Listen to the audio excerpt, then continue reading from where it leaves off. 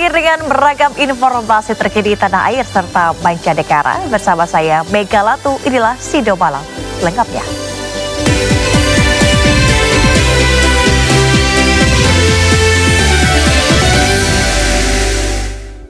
Kita awali informasi pertama di Sido Malam, pemirsa. Wakil Presiden Gibran Raka Buming Raka memberikan materi untuk kepala daerah di hari ke-6 retret kepala daerah. Gibran memberikan materi terkait konsolidasi pemerintah daerah dan pusat untuk mensukseskan program Asta Cita Prabowo Gibran. Hari ke-6 retret Magelang, Jawa Tengah sedikit berbeda dari sebelumnya. Jika pada pagi hari kepala daerah melakukan rutinitas seperti senam pagi hingga apel pagi, namun hari ini agenda tersebut ditiadakan. Ditiadakannya agenda tersebut untuk mempersiapkan kedatangan Wakil Presiden Gibran Raka Buming Raka menjadi pemateri dalam retret kepala daerah di Magelang. Gibran bersama rombongan tiba di Akmil Magelang sekitar pukul 9.30 waktu Indonesia Barat. Gibran memberikan materi terkait konsolidasi, sinkronisasi, akselerasi antara pemerintah daerah dan pusat untuk menyukseskan program Asta Cita.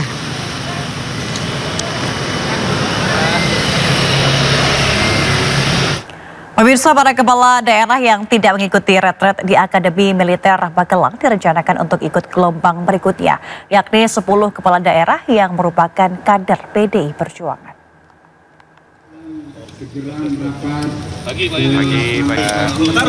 Memasuki hari ke-6 retret, Wakil Menteri Dalam Negeri Bima Arya menyatakan ada 10 kepala daerah dari PDI Perjuangan yang tidak hadir mengikuti retret di Akademi Militer Magelang. Di antaranya Gubernur Bali, Iwayan Koster, beserta beberapa bupati dan wali kota. Wamendagri menyatakan ke-10 kepala daerah itu akan mengikuti retret gelombang berikutnya. Retret gelombang kedua akan digelar lebih sederhana dan rencananya akan digelar usai Idul Fitri. Ya, kemarin kami sudah mendapatkan keputusan resmi, pemberitaan resmi dari PD Perjuangan bahwa yang rekan-rekan PD Perjuangan yang belum bergabung itu akan mengikuti pembekalan berikutnya, gelombang berikutnya. Jadi setelah keputusan MK, nanti kan ada hasil pemungutan suara ulang dan lain-lain gitu, ada yang seluruhnya, ada yang sebagian, ada yang beberapa TPS, itu nanti direncanakan dilantik secara dilantik, kemudian juga akan mengikuti pembekalan gitu. Mungkin lebih simpel, lebih minimalis, lebih sederhana karena jumlah juga sedikit, belum tentu di Magelang, ya mungkin di Jakarta, mungkin juga di kantor BPSDM, Kemendagri begitu ya. Nah, tapi pastinya akan kita putuskan kemudian. Kapan waktunya kok belum tahu? Ya, mungkin setelah Lebaran ya. Setelah Lebaran. Pak Menteri juga mengisi di situ? Ya, diusahakan menteri-menteri juga mengisi. Sebelumnya, Ketum PDI Perjuangan disebut telah menginstruksikan kepala daerah dari partainya yang belum menjalani retret gelombang pertama agar ikut gelombang kedua. Tim Liputan iNews melaporkan. Sementara itu, juru bicara PDIP Ahmad Basarah menegaskan bahwa hubungan Megawati Soekarno Putri dengan Presiden Prabowo Subianto baik-baik saja. Meski demikian, juru bicara PDIP tersebut juga menyebutkan bahwa ada pihak yang tak menginginkan hubungan Presiden RI dan Presiden ke-5 RI tersebut baik-baik saja. Saya harus tegaskan dalam kesempatan ini, berdasarkan pernyataan Sekretaris Jenderal DPP Partai Gerindra yang notabene adalah Ketua Majelis Permusyawaratan Rakyat Republik Indonesia beberapa hari yang lalu, bahwa Pak Mujani mengatakan sekalipun ada beberapa kepala daerah PDI Perjuangan yang tidak mengikuti retret, Pak Mujani dengan tegas mengatakan hubungan Ibu Megawati Soekarno Putri dengan Presiden Prabowo Subianto tetap baik-baik saja. Dan pada malam hari ini, saya juga ingin menggarisbawahi dengan pernyataan sikap, pernyataan pandangan politik dan sikap PDI Perjuangan terkait retret kepala dan wakil kepala daerah yang tadi sudah saya bacakan. Sesungguhnya hal itu memberikan pesan bahwa posisi PDI Perjuangan sampai dengan hari ini kita tidak merasa memiliki persoalan dengan Presiden Prabowo Subianto. Bu Mega dalam berbagai kesempatan sering memberikan penjelasan dan penegasan bahwa beliau punya hubungan pribadi yang sangat panjang dan sangat baik, dan itu menjadi dasar bagi kedua beliau untuk terus menjalin komunikasi satu sama lain di antara mereka berdua. Jadi Mbak Renata, alhamdulillah sampai dengan hari ini hubungan Ibu Megawati Soekarno Putri dan Pak Prabowo Subianto tetap baik-baik saja, meskipun kami menyadari dan merasakan ada pihak-pihak yang tidak ingin Ibu Mega dan Pak Prabowo baik-baik saja. Tapi insya Allah Pak Prabowo sudah mengetahui situasi ini, sehingga kami harapkan beliau juga dapat mengambil langkah-langkah untuk tetap menjaga hubungan baiknya dengan sahabat beliau, Ibu Megawati Soekarno Putri, yang juga menjadi Presiden kelima Republik Indonesia. Mahkamah Konstitusi membatalkan kemenangan istri Menteri Yandri Susanto di pemilihan Bupati Serang 2024 dan memerintahkan KPU melakukan pemungutan ulang suara di seluruh TPS.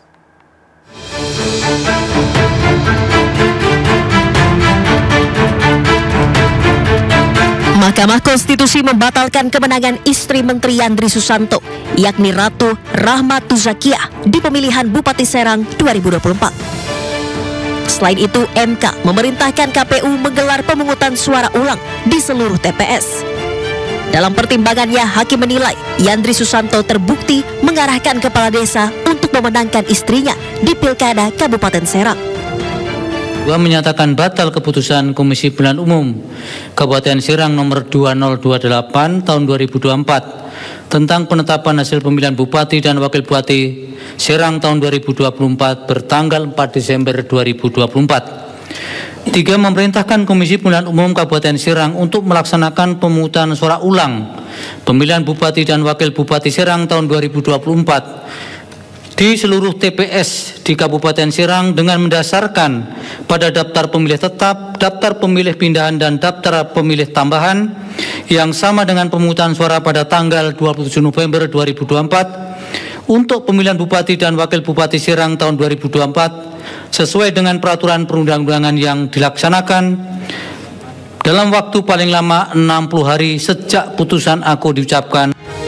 MK menyebutkan sesuai peraturan dan perundang-undangan yang berlaku, pemungutan suara ulang akan dilaksanakan paling lama 60 hari setelah pembacaan putusan.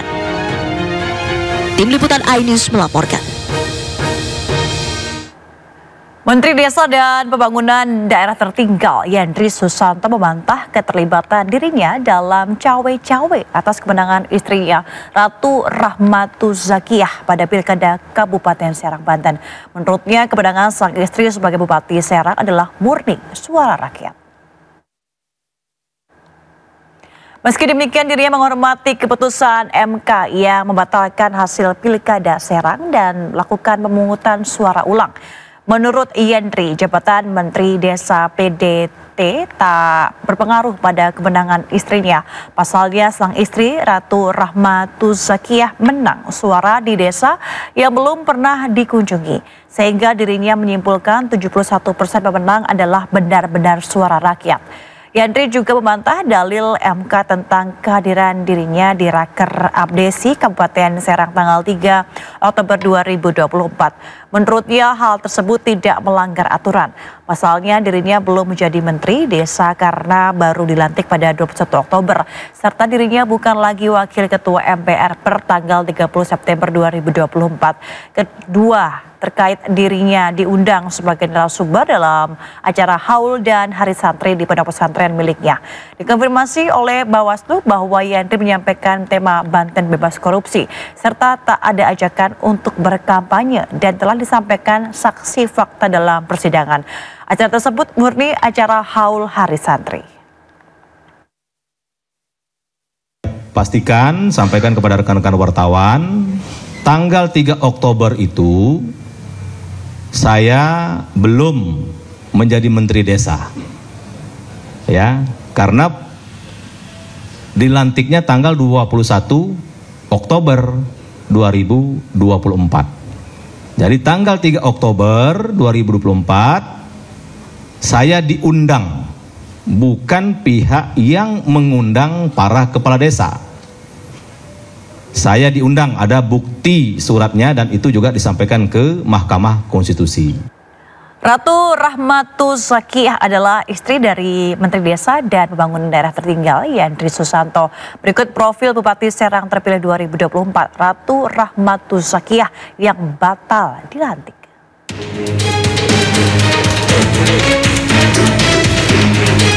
Ratu Rahmatu Zakiah maju sebagai Bupati Serang di Pilkada 2024. Ia maju bersama dengan Najib Hamas, politikus PKS.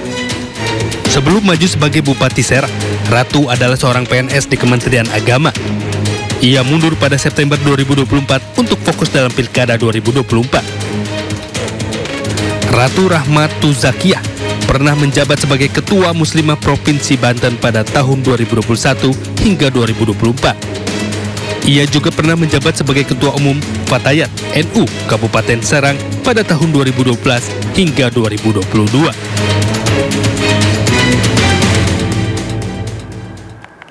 Wakil Gubernur Jakarta Rano Karno menghadiri acara peringatan Hari Gizi Nasional bertajuk Sarapan Sehat Gizi Seimbang yang diikuti oleh balita hingga ibu hamil. Rano menyebut nantinya Pemprov Jakarta akan menyelenggarakan program sarapan bergizi bagi anak sekolah. Hari ke-6 pasca pelantikan, Wakil Gubernur Jakarta Rano Karno menghadiri acara bertajuk Sarapan Sehat Gizi Seimbang pada Rabu pagi. Acara ini diikuti oleh 200 anak balita, ibu hamil, serta ibu menyusui di area Kebun Kacang, Jakarta Pusat. Acara ini digelar dalam rangka peringatan Hari Gizi Nasional, serta untuk membantu masyarakat dalam memenuhi makanan sehat.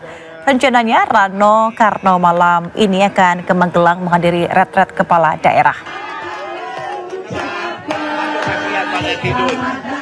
Nanti malam jam 7 saya berangkat ke Jogja, langsung bergerak ke Magelang untuk menghadiri acara penutupan. Nantinya ada 15 warga Jakarta yang bisa naik transportasi umum gratis dalam program 100 hari Prabowo Rano menggodok rencana 15 golongan warga.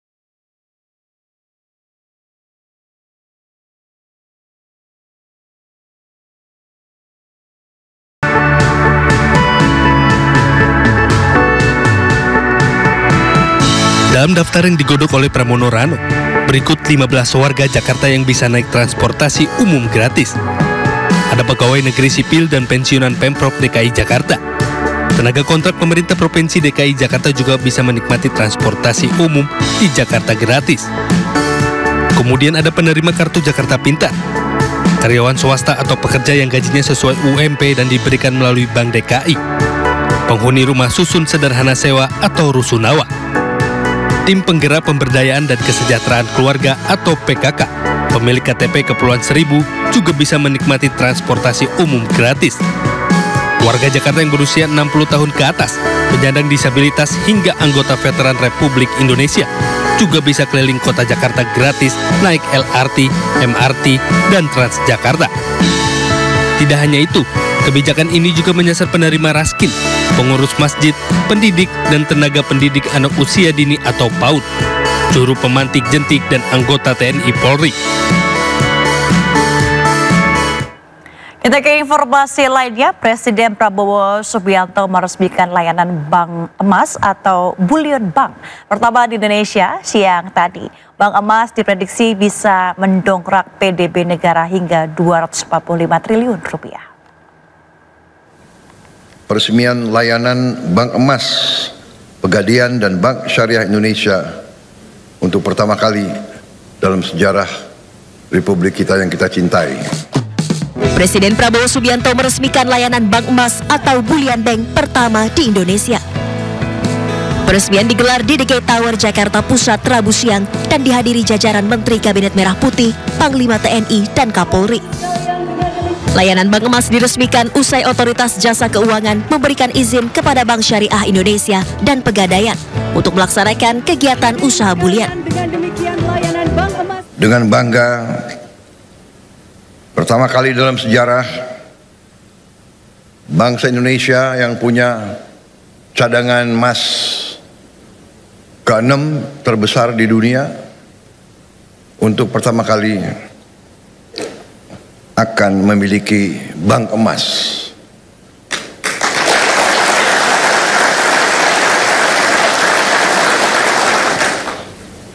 Saya ucapkan terima kasih atas semua pihak yang telah bekerja keras untuk mencapai hari ini. Presiden Prabowo Subianto menegaskan keberadaan bank emas atau bullion bank amat penting karena dapat menampung emas yang diproduksi di dalam negeri agar tak keluar negeri. Bank emas bisa mendongkrak produk domestik bruto hingga 245 triliun rupiah. Dari Jakarta, tim liputan iNews melaporkan. Panggilan bersama. Kementerian Pekerjaan Umum memastikan akan ada kebijakan diskon tarif tol saat arus mudik maupun balik pada Lebaran tahun 2025. Menteri Pekerjaan Umum Dodi Hanggondo menyebut saat ini pihaknya tengah membahas dengan Badan Usaha Jalan Tol terkait besaran diskon tarif tol yang akan diberikan pada mudik Lebaran. Kementerian berharap besaran diskon tarif tol minimal sama dengan penerapan diskon pada Lebaran tahun lalu. Besarkan nomor gitu kita kasih ini kok kasih diskon. Cuman saya kan sudah bicara beberapa kali ya. Kalau tarif tol itu kan motongnya tuh profit marginnya si badan usaha. Jadi saya mesti bicara dari hati ke hati. Contohnya kemarin Nataru itu nggak ada berapa persen, tapi kita bisa kasih 10%. Apalagi kita ada perintah kan, berarti kita dan saya di dalam ratas sudah mengatakan di Pak Presiden.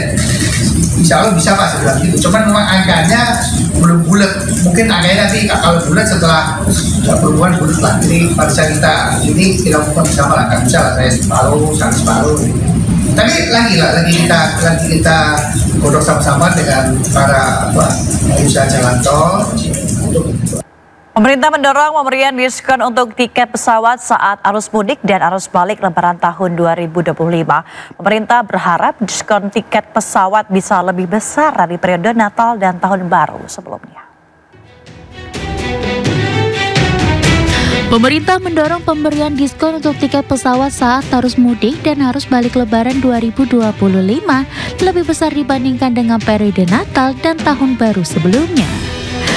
Usai menggelar rapat koordinasi kesiapan Ramadan dan Idul Fitri 2025, Wakil Menteri Koordinator Bidang Politik dan Keamanan Loedik Fredrik Paulus mengungkapkan, koordinasi masih dilakukan untuk menentukan besaran diskon tiket pesawat. Jika sebelumnya pada saat libur Nataru diskon yang diberikan sebesar 10%, maka pemerintah berharap angka tersebut bisa lebih besar pada musim mudik tahun ini. Diskon tiket pesawat itu berdampak kepada fuel recharge tentunya, kemudian parking fee yang lebih murah ya. Sehingga dengan demikian tentunya tidak ada alasan dari airline untuk tidak menurunkan harga tiket. Ini tentunya masih dikomunikasikan, masih dikoordinasikan seberapa besar penurunan dari tiket. Kalau waktu Nataru itu 10%, kita harapkan mungkin lebih dari 10%. Tak hanya tiket pesawat, pemerintah juga menyiapkan kebijakan diskon tarif tol guna mendukung kelancaran arus mudik dan balik. Potongan harga untuk tarif tol selama periode tersebut diperkirakan mencapai 20%.